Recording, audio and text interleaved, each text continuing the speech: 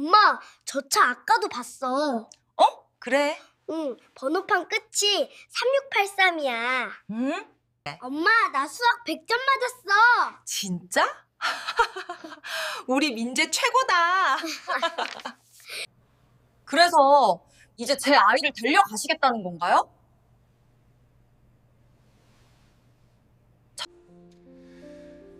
민재야, 내가 너의 친아빠란다. 정말 미안하고 면목이 없다. 친아빠라면서 왜 이제야 나타나셨어요? 입이 10개라도 할 말이 없구나. 오늘까지만 부탁드립니다. 새벽 첫 차 버스 좌석에 놓인 종이 가방 안쪽에는 이 짧은 문장만 적혀 있었습니다. 그리고 그 가방 안에는 아기가 들어 있었습니다. 울지도 않고 마치 울 힘조차 없는 것처럼 조용히 숨만 쉬고 있는 아이였습니다. 이런 상황이 벌어진 데에는 아주 충격적인 이유가 있었습니다. 그날은 평범한 새벽이었습니다. 저는 수도권 외곽에 있는 환승센터에서 야간 관리원으로 일하고 있었습니다. 이름은 김서윤, 당시 39살이었습니다. 사람들이 잠든 시간에 일을 하고 세상이 깨어나는 시간에 집으로 돌아가 잠을 청하는 삶이었습니다. 환승센터라는 곳은 참 묘한 공간입니다. 수많은 사람들이 지나가지만 아무도 머무르지 않습니다. 모두가 어딘가로 가기 위해 잠깐 들르는 곳일 뿐입니다. 저 역시 그런 사람들 중 하나였습니다. 어딘가로 가는 중인 사람. 아니, 어쩌면 어디에도 속하지 못한 채 그냥 머물러 있는 사람이었는지도 모르겠습니다. 이혼한 지 5년째였습니다. 전 남편과는 아이 문제로 갈라섰습니다. 제가 아이를 가질 수 없다는 진단을 받았고 그는 그걸 받아들이지 못했습니다. 가족들과도 연락이 끊긴 지 오래였습니다. 제가 먼저 끊은 건지 그쪽에서 먼저 끊은 건지도 이젠 기억나지 않습니다. 그렇게 살아가는 게 힘들었냐고요? 글쎄요. 힘들다기보다는 그냥 무감각했습니다. 출근하고 CCTV 화면을 보고 주차 차량을 체크하고 퇴근하고 잠을 자고 그게 전부였습니다. 감정이 크게 요동치는 일도 없었고 누군가와 깊은 대화를 나눌 일도 없었습니다. 그날도 그랬습니다. 새벽 4시 50분 첫 차 시간이었습니다. 환승센터에는 밤새 일한 사람들, 새벽 일찍 출근하는 사람들이 하나둘 모여들기 시작했습니다. 모두 피곤한 얼굴이었습니다. 말없이 버스를 기다리는 사람들. 저는 그들을 CCTV 화면으로 지켜보며 별일 없기를 바랄 뿐이었습니다. 그때 무전기에서 소리가 났습니다. 저기, 관리실이죠? 버스 좌석에 이상한 가방이 있는데요. 103번 버스 기사님이었습니다. 목소리가 조금 당황한 것 같았습니다. 어떤 가방인데요? 종이 가방인데 좀 이상해요. 안에서 소리가 나는 것 같기도 하고 저는 곧바로 현장으로 향했습니다. 환승센터 3번 승강장에 서 있는 103번 버스. 기사님은 버스 문 앞에서 난감한 표정으로 저를 기다리고 있었습니다. 맨 뒤 좌석이에요. 버스 안으로 들어갔습니다. 형광등 불빛 아래 맨 뒤 좌석에 갈색 종이 가방 하나가 놓여 있었습니다. 평범한 종이 가방이었습니다. 마트에서 장을 보면 주는 그런 가방. 그런데 가까이 다가가자 미세한 소리가 들렸습니다. 숨소리였습니다. 심장이 쿵 내려앉았습니다. 천천히 가방을 열었습니다. 그리고 그 안에서 아기를 발견했습니다. 생후 몇 개월 안 된 것처럼 보이는 아이였습니다. 작은 담요에 쌓여 있었고 옆에는 기저귀 몇 개와 분유 한 통이 놓여 있었습니다. 아이는 눈을 감고 있었습니다. 울지도 않았습니다. 그냥 조용히 숨만 쉬고 있었습니다. 손이 떨렸습니다. 가방 안쪽에 쪽지 하나가 붙어 있었습니다. 볼펜으로 급하게 휘갈겨 쓴 것처럼 보이는 글씨였습니다. 오늘까지만 부탁드립니다. 그게 전부였습니다. 이름도 없었고 연락처도 없었고 이유도 없었습니다. 그냥 그 한 문장뿐이었습니다. 이거 신고해야 하는 거 아닌가요? 기사님이 조심스럽게 물었습니다. 당연히 신고해야 했습니다. 매뉴얼은 명확했습니다. 유기 아동 발견 시 즉시 경찰과 아동보호기관에 연락. 그게 정상적인 절차였습니다. 그런데 저는 움직일 수가 없었습니다. 아이의 작은 손을 보는 순간 뭔가가 제 안에서 무너져 내리는 것 같았습니다. 그 조그만 손가락들, 가늘게 떨리는 숨결, 그리고 그 고요함. 아이는 마치 이미 포기한 것처럼 아니면 세상을 믿기로 한 것처럼 그저 조용히 누워 있었습니다. 제가 잠시 데리고 있어도 될까요? 일단 관리실로 데려가서 상태를 확인하고 신고하겠습니다. 기사님은 고개를 끄덕였습니다. 다른 승객들이 타기 시작했고 버스는 곧 출발해야 했습니다. 저는 아이를 안고 관리실로 돌아왔습니다. 그렇게 무거운 게 아닌데도 팔이 떨렸습니다. 아이를 안아본 게 얼마만인지 기억도 나지 않았습니다. 관리실 책상 위에 아이를 조심스럽게 눕혔습니다. 그리고 한참을 그 아이를 바라봤습니다. 신고해야 한다는 걸 알았습니다. 그게 맞는 일이라는 것도 알았습니다. 그런데 손이 전화기로 가지 않았습니다. 왜였을까요? 그건 아마도 그 아이의 손 안에 쥐어져 있던 또 다른 쪽지 때문이었을 겁니다. 아이의 작은 주먹을 살짝 펼쳤을 때 그 안에서 또 다른 종이 조각이 나왔습니다. 더 작고 더 구겨진 종이였습니다. 거기에는 이렇게 적혀 있었습니다. 하루만, 아니 몇 시간만 아이에게 분유를 먹였습니다. 서툴렀습니다. 젖병을 씻고 물을 데우고 분유를 타는 모든 과정이 어색했습니다. 하지만 아이는 잘 먹었습니다. 작은 입으로 젖병을 빨며 분유를 마시는 모습을 보는 동안 저는 처음으로 뭔가를 느꼈습니다. 무감각했던 제 안에서 뭔가가 움직이는 것 같았습니다. 아이는 배를 채우고 나서야 조용히 잠들었습니다. 그제야 저는 핸드폰을 꺼냈습니다. 경찰서 번호, 아동보호전문기관 번호, 응급실 번호, 모든 번호가 화면에 떠 있었습니다. 그런데 전화를 걸 수가 없었습니다. 몇 시간만 그 쪽지의 문장이 자꾸 머릿속을 맴돌았습니다. 이 아이를 두고 간 사람은 정말로 며칠만, 아니 몇 시간만 시간이 필요했던 걸까요? 정말로 다시 돌아올 생각이었던 걸까요?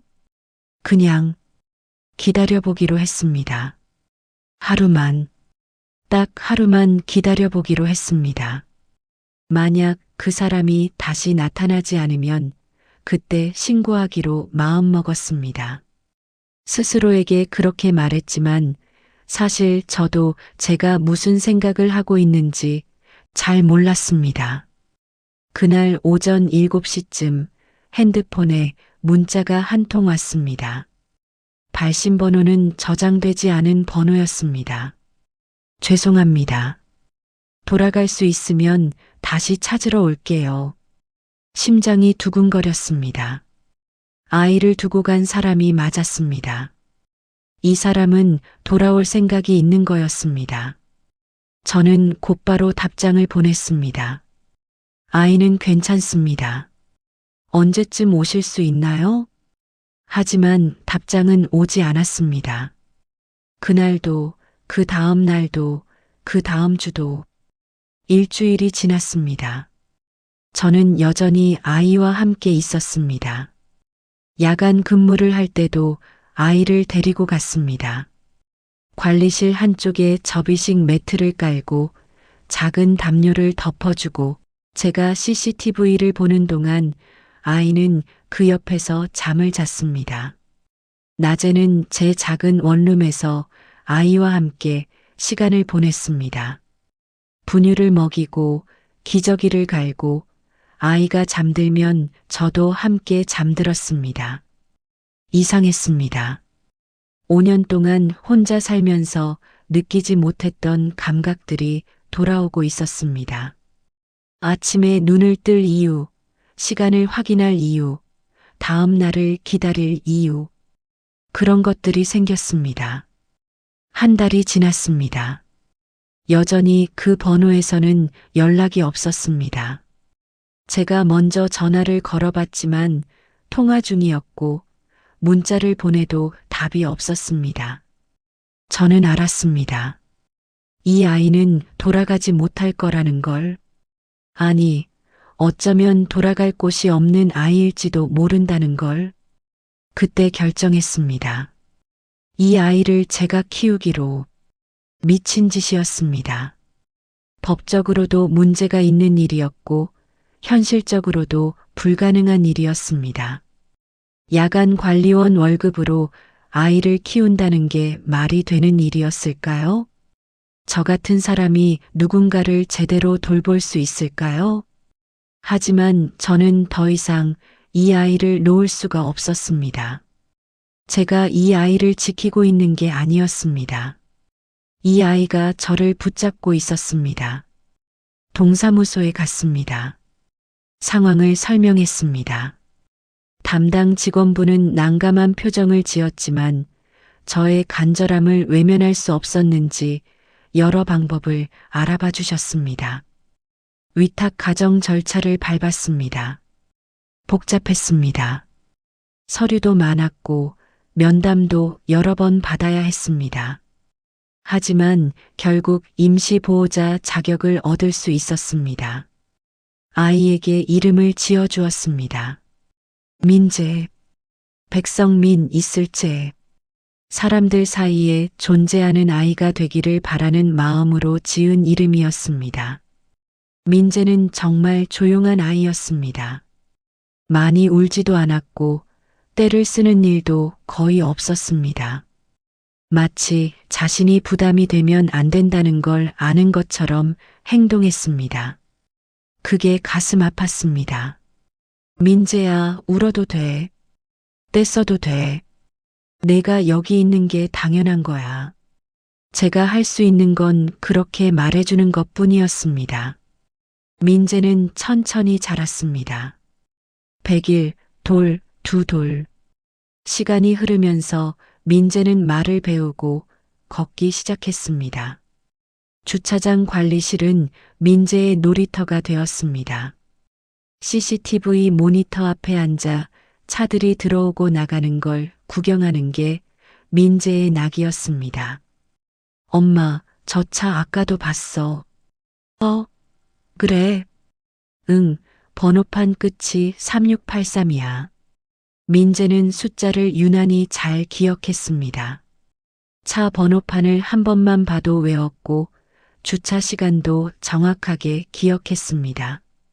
우리 민재 똑똑하네. 응, 나 똑똑해. 그렇게 웃는 민재를 보면 제가 한 선택이 틀리지 않았다는 생각이 들었습니다. 유치원에 보낼 나이가 됐을 때 고민이 많았습니다. 경제적으로 여유가 없었기 때문입니다. 하지만 민재에게는 친구들과 어울릴 기회가 필요했습니다. 낮 시간대 단기 아르바이트를 시작했습니다. 환승센터 청소 일이었습니다.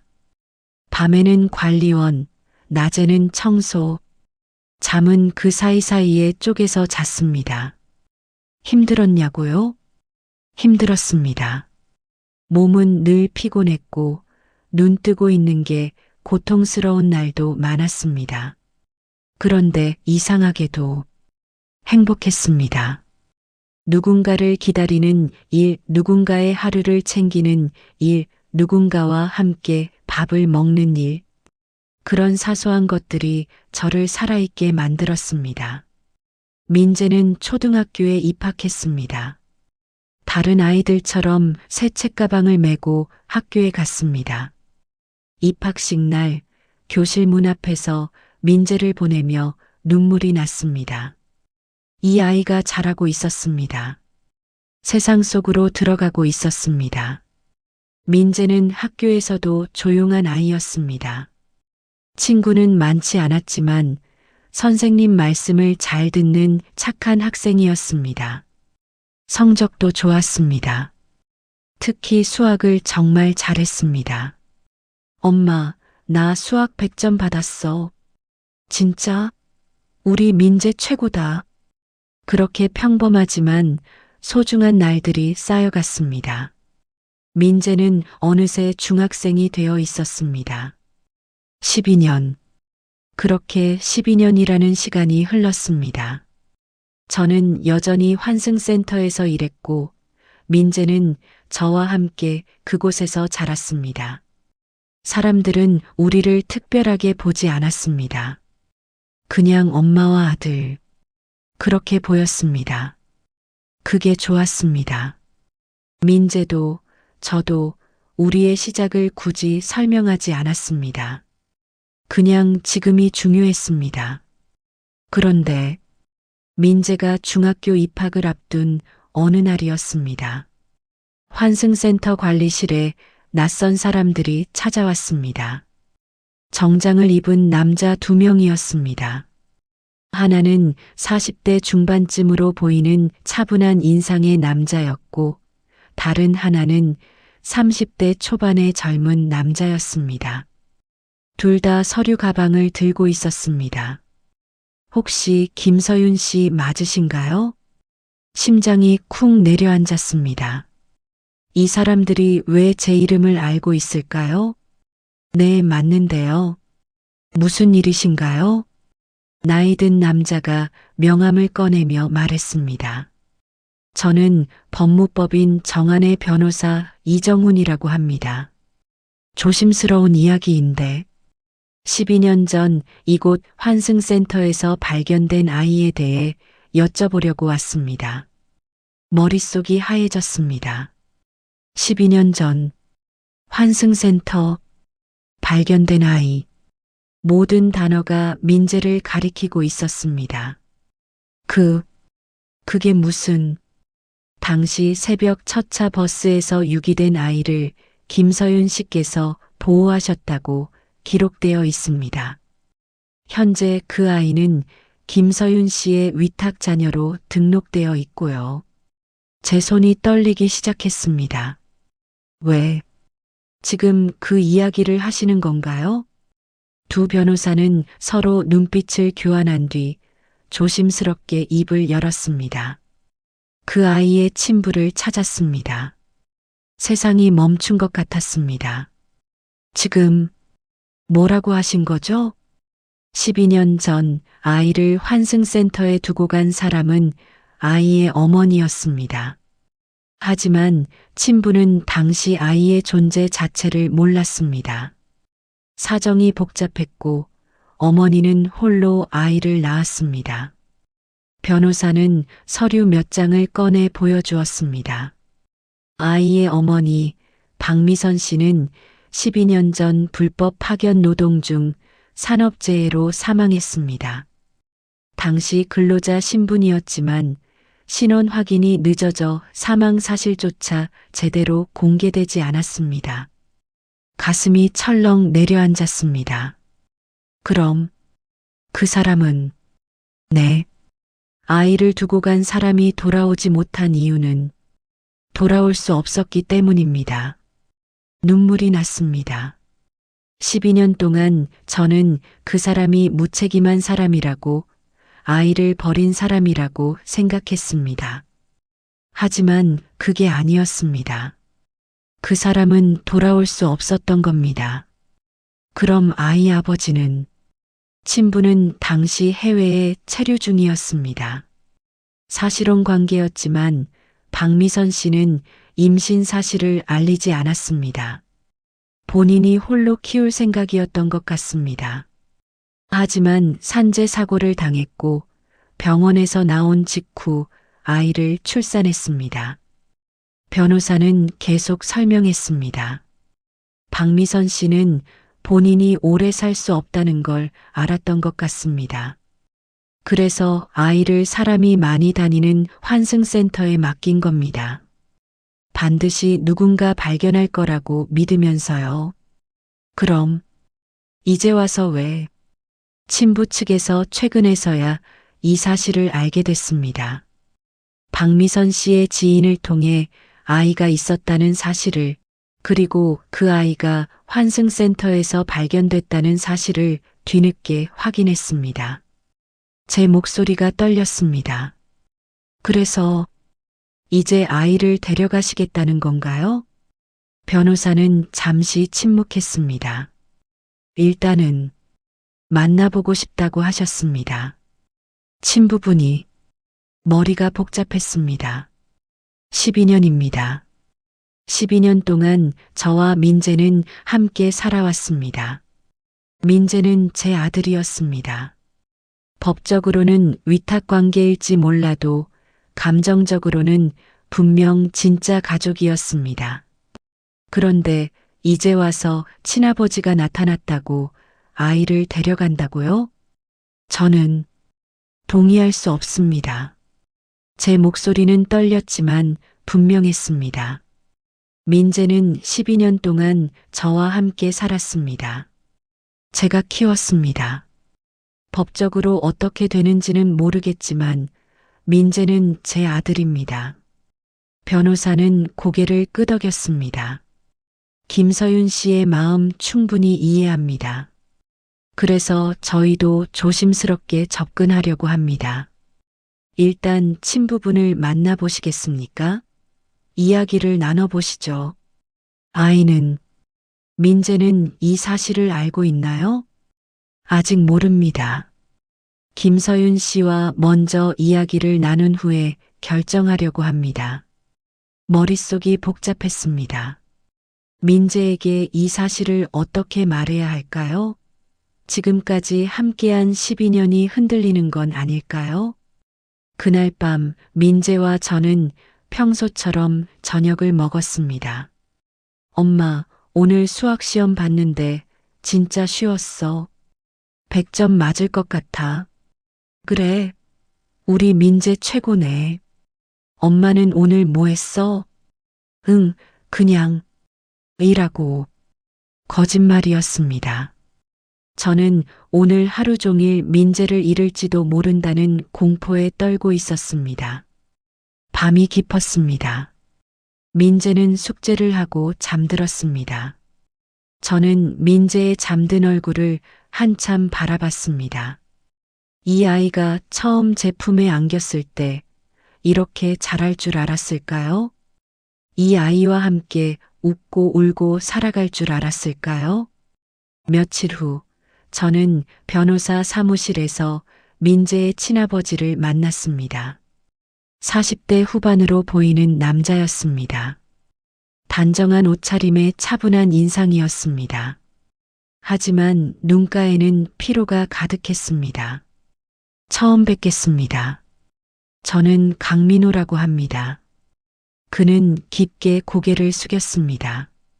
12년 동안 제 아이를 키워주셔서 정말 감사합니다. 그 말을 듣는 순간 모든 감정이 복잡하게 엉켰습니다. 미안함, 분노, 슬픔, 안도감. 아이는 건강하게 잘 자랐습니다. 착하고 똑똑한 아이예요. 그렇군요. 강민호 씨는 눈시울을 붉혔습니다. 저는 정말 몰랐습니다. 미선이가 아이를 가졌다는 것도, 그 아이를 혼자 낳았다는 것도, 그리고 그렇게 세상을 떠났다는 것도. 그의 목소리는 떨렸습니다. 만약 알았다면 절대 혼자 두지 않았을 겁니다. 미선이도 아이도. 저는 아무 말도 할 수 없었습니다. 김서윤 씨, 저는 아이를 데려가려는 게 아닙니다. 네. 다만, 만나고 싶습니다. 제 아이가 어떻게 자랐는지, 어떤 아이인지 알고 싶습니다. 그리고 만약 가능하다면, 아이의 인생에 조금이라도 함께하고 싶습니다. 그는 진심이었습니다.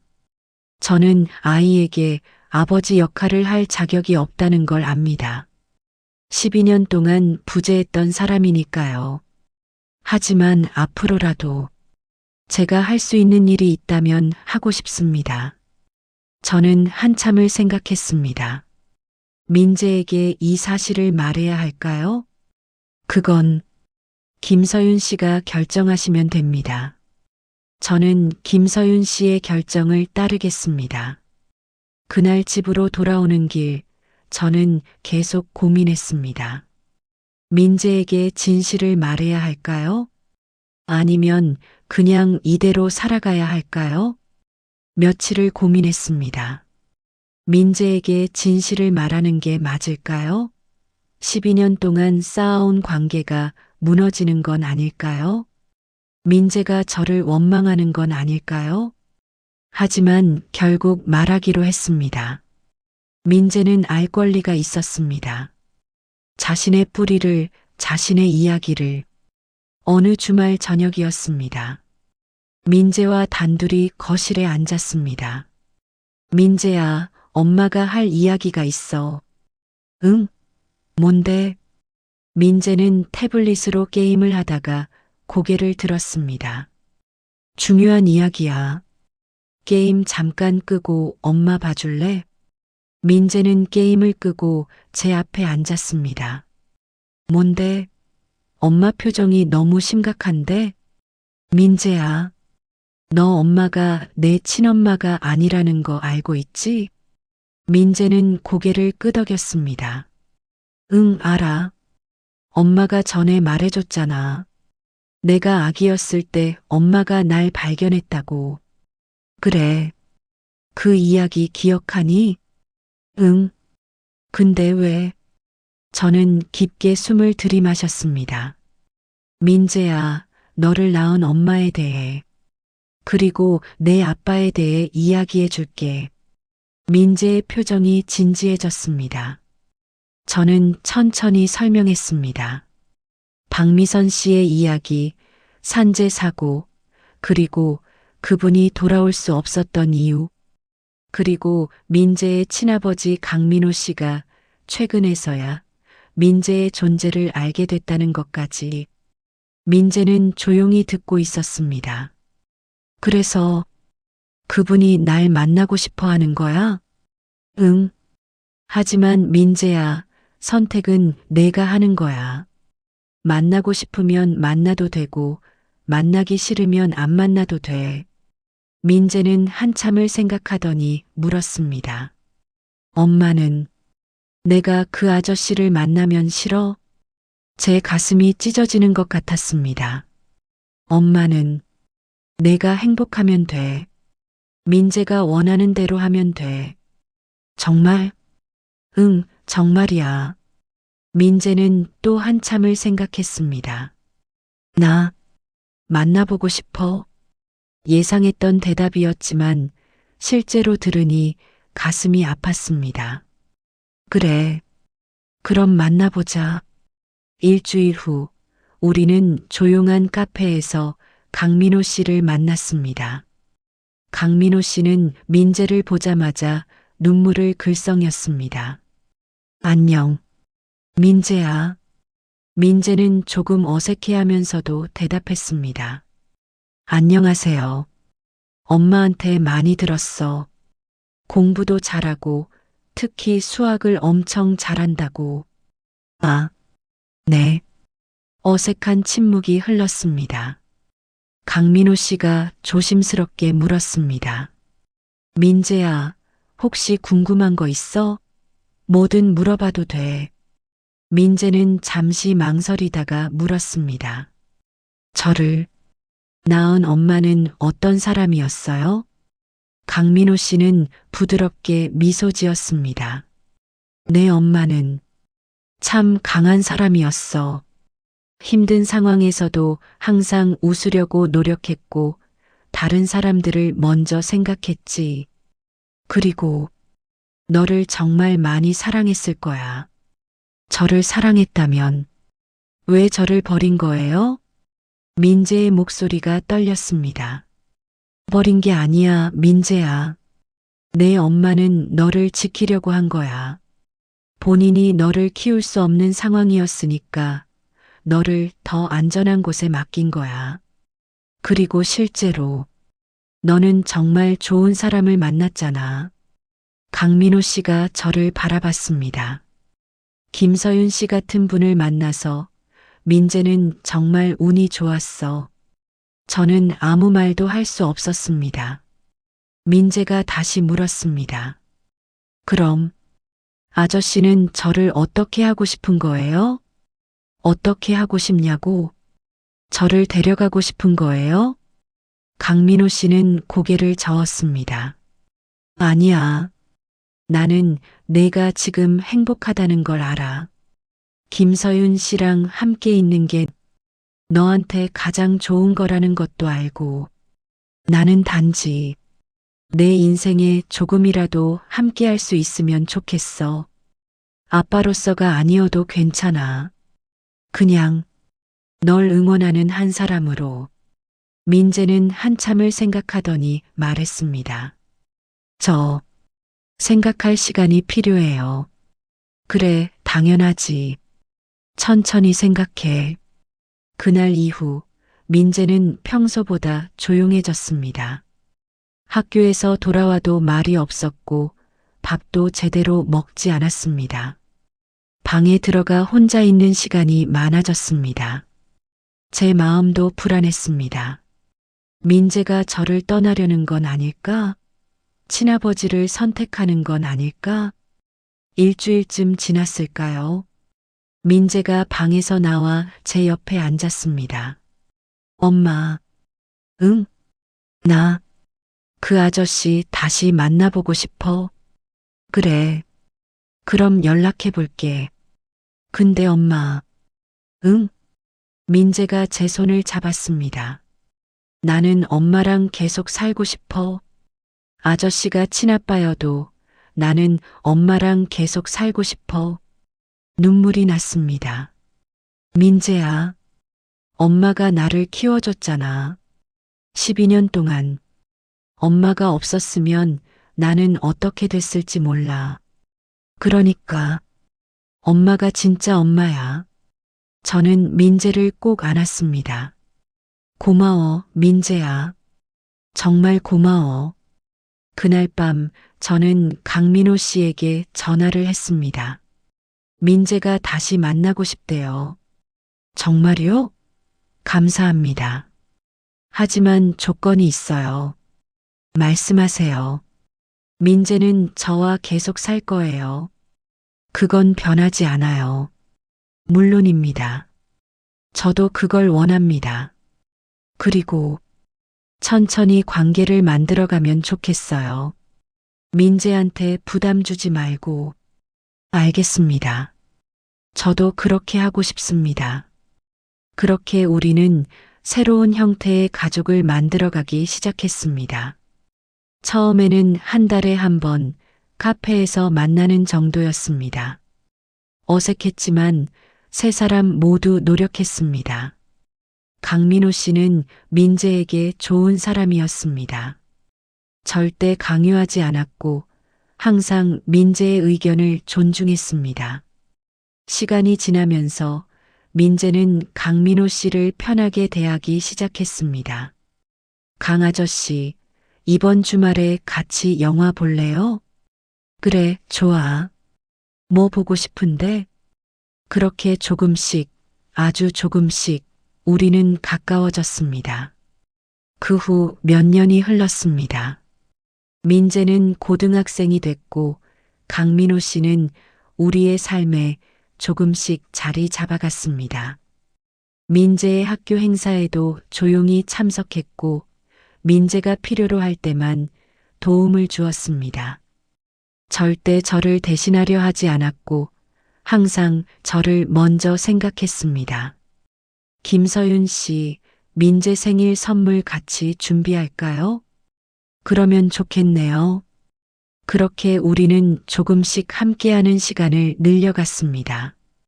민재는 어느 날부터 강민호 씨를 아빠라고 부르기 시작했습니다. 하지만 저를 부를 때는 여전히 엄마였습니다. 이상한 구조였지만 우리에게는 잘 맞는 구조였습니다. 민재는 수학 경시대회에서 상을 받았습니다. 시상식에는 강민호 씨와 제가 함께 갔습니다. 민재가 무대에 올라 상을 받을 때 우리 둘 다 박수를 쳤습니다. 엄마, 아빠 고마워요. 민재가 두 사람 모두를 향해 웃을 때 저는 알았습니다. 이게 우리의 방식이라는 것을. 완벽하지 않아도 전통적이지 않아도 우리는 가족이었습니다. 민재가 대학 입시를 준비하던 해였습니다. 강민호 씨가 저에게 조심스럽게 제안했습니다. 김서윤 씨, 혹시 민재 학비 제가 지원해도 될까요? 저는 처음에 거절하려 했습니다. 12년 동안 혼자 키워왔는데 이제 와서 도움을 받는 게 자존심이 상했습니다. 하지만 민재를 생각했습니다. 민재는 좋은 대학에 가고 싶어 했고 저는 그걸 온전히 지원해 줄 여력이 없었습니다. 민재에게 직접 물어보세요. 민재는 고민 끝에 받아들이기로 했습니다. 엄마가 12년 동안 다 해줬잖아요. 이제 아빠가 조금 도와줘도 괜찮은 것 같아요. 그렇게 민재는 서울의 한 대학 수학과에 합격했습니다.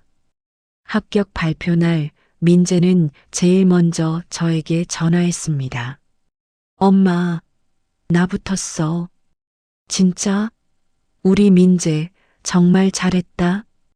그리고 바로 강민호 씨에게도 전화했습니다. 아빠 합격했어요. 2통의 전화. 그게 우리의 가족이었습니다. 입학식 날 저와 강민호 씨는 함께 민재의 입학식에 참석했습니다.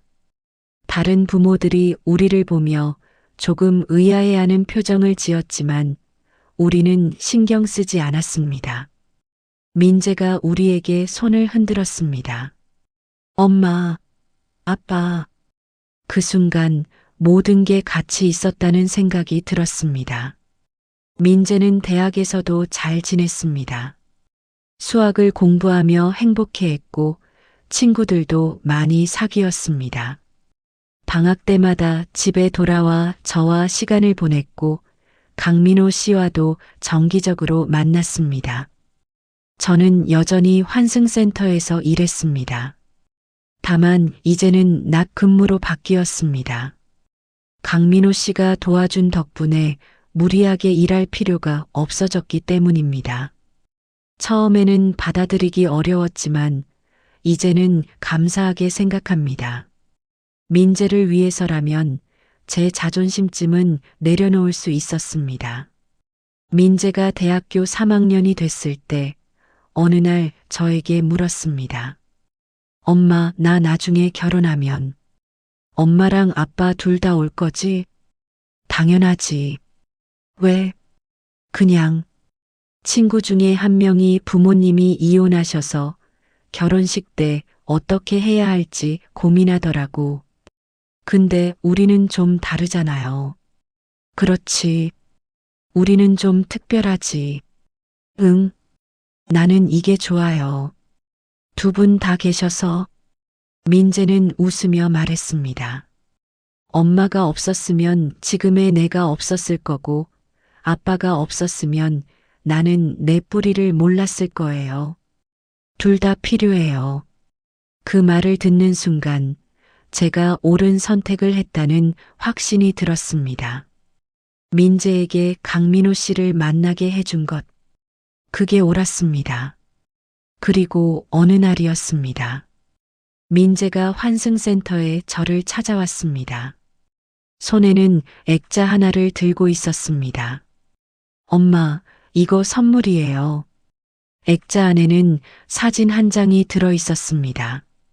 12년 전 환승센터 CCTV에 찍힌 사진이었습니다. 제가 아기였던 민재를 안고 관리실로 들어가는 장면이었습니다. 이거 어떻게 구한 거야? 아빠가 도와줬어요. 당시 CCTV 자료를 찾아달라고 부탁했거든요. 사진 아래에는 짧은 문구가 적혀 있었습니다. 새벽 첫 차에서 시작된 우리의 이야기. 눈물이 났습니다. 민재야, 엄마, 나는 항상 감사해요. 나를 포기하지 않아줘서, 나를 키워줘서, 나를 사랑해줘서. 저는 민재를 꼭 안았습니다. 나도 고마워, 민재야. 내가 내 인생에 와줘서. 우리는 한참을 그렇게 서 있었습니다. 지금도 그 액자는 환승센터 관리실 벽에 걸려 있습니다. 지나가는 사람들이 가끔 물어봅니다. 이 사진 뭐예요? 그러면 저는 짧게 대답합니다. 제 아들이에요. 여기서 처음 만났어요. 더 이상의 설명은 필요 없습니다. 그게 우리의 이야기니까요. 여러분, 가족이란 뭘까요? 같은 피를 나눈 사람들, 법적으로 연결된 사람들, 아니면 같은 시간을 버텨낸 사람들, 저는 생각합니다. 가족은 선택이라고, 서로를 선택하고 서로를 지키기로 결심한 사람들이 가족이라고. 민재와 저는 서로를 선택했습니다. 그리고 강민호 씨도 우리를 선택했습니다. 12년 전 새벽 종이 가방 속에서 시작된 인연은 이제 평생의 가족이 됐습니다. 완벽하지 않아도 괜찮습니다. 조금 이상해도 괜찮습니다. 우리는 우리만의 방식으로 가족입니다. 그리고 그게 충분합니다. 여러분도 혹시 누군가를 기다리고 계신가요? 혹시 누군가에게 가족이 되어주고 싶으신가요? 그렇다면 용기를 내보세요. 가족은 만들어지는 것이니까요. 그리고 마지막으로 하나만 더 말씀드리고 싶습니다. 지금도 어딘가에는 혼자 남겨진 아이들이 있을 겁니다. 도움이 필요한 사람들이 있을 겁니다. 우리가 조금만 관심을 가지면 누군가의 인생이 바뀔 수 있습니다. 민재처럼요. 시간을 내주어서 이 이야기를 들어주셔서 감사합니다.